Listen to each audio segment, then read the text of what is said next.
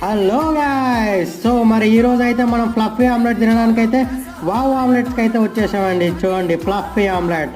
So ఎంత ఫ్లఫీగా ఉందో చూడండి, ఎంత మెత్తగా, అసలు ఒక బెడ్లా ఉంది చూడండి. మొత్తం కారంగా స్పైసీగా అయితే ఇచ్చారు. సో అందులో వండుకోవడానికి అయితే మనకి ఆనియన్స్ కూడా ఇచ్చారండి. సో ఆనియన్స్ అలాగే కొంచెం సాస్ ఇచ్చారు.